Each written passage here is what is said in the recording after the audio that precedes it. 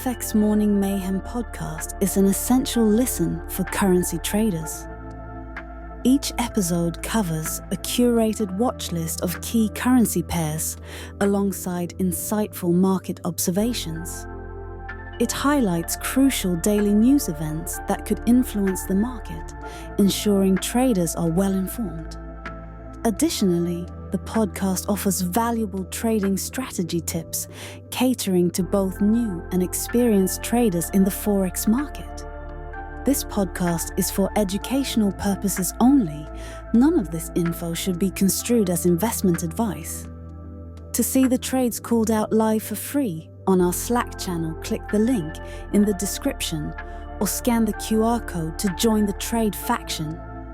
If you find this podcast valuable, please follow and share with a friend. And now, on with the show. Let's start with the instruments. Aussie dollar, New Zealand in an uptrend, but not in the zone, so we're not gonna deal with that right now. Aussie dollar, USD in an uptrend, but also not in the zone, so that one's off the list. Euro, Canadian dollar in a downtrend, looking for shorts. We are in the zone, so we're waiting for a sweet spot to form on that. Pound, Canadian dollar in a downtrend, not in the zone, way hyperextended, so we're going to skip that for now. New Zealand to USD, this is where we got whacked. I was in this puppy all the way down here, made a little bit of money back when it took this dip right here, but left a big chunk of this open and then got stopped out here. That was on CPI data, I think. Yeah. Okay. It's interesting that now that Biden is heading out the door, all the numbers are turning to shit, huh? Yeah. We hit two of them, but we still had bad ones for the core. Yeah. There's a lot of that going around right now. Singapore dollar, Swissy franc in an uptrend. I just put a marker here. I didn't get into this trade. This was where the sweet spot fired off to go long. So that one's a little bit off on the news too. US Canadian dollar, downtrend, inception zone, looking for shorts, just waiting for a sweet spot to form here. I am still in this trade long. I just waterfalled it.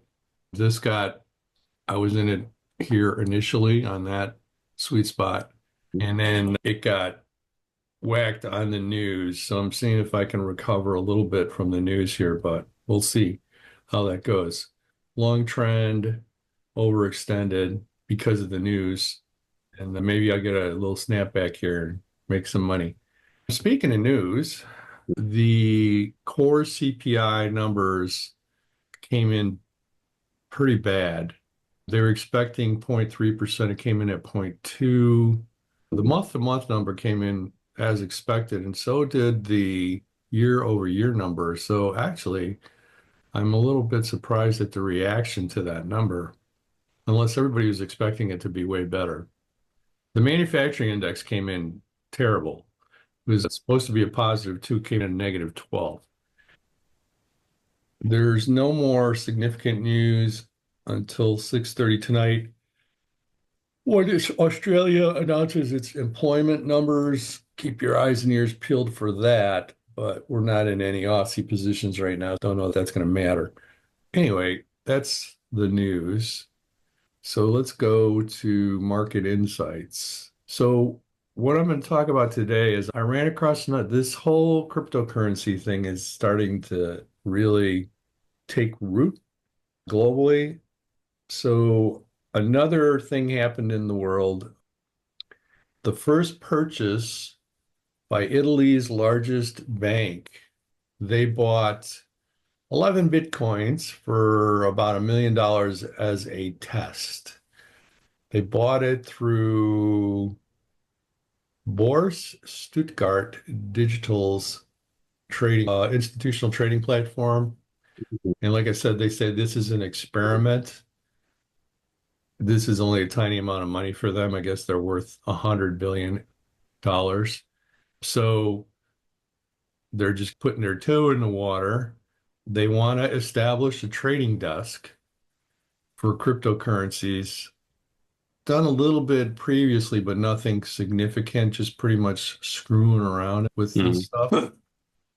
They're adhering to the European Union's crypto regulations. They're going to issue bonds based on the Bitcoins. That's interesting. I was waiting for how they're making the money. That's how they're going to make the money.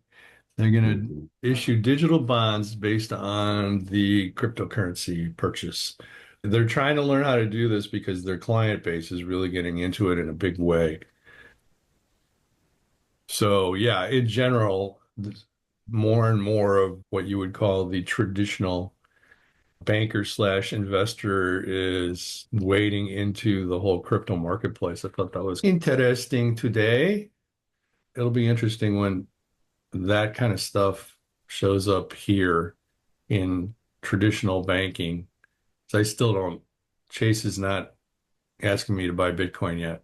I don't think any U.S. banks are really. Yeah, they're pretty conservative when it comes to that. Although we'll see what happens when the Trump administration takes over, because they're very pro crypto. So we might see some big changes in the banking industry over that as well. Yeah, it's just Bitcoin. You're not seeing any other coins really mainstreamed. I agree with that. And that's the only one that I would ever put any money in for now, because all those derivative ones, I've seen too many of them go sideways. So my. All right. That's all I have for today. Yeah, all right. Take it easy. Enjoy. Bye.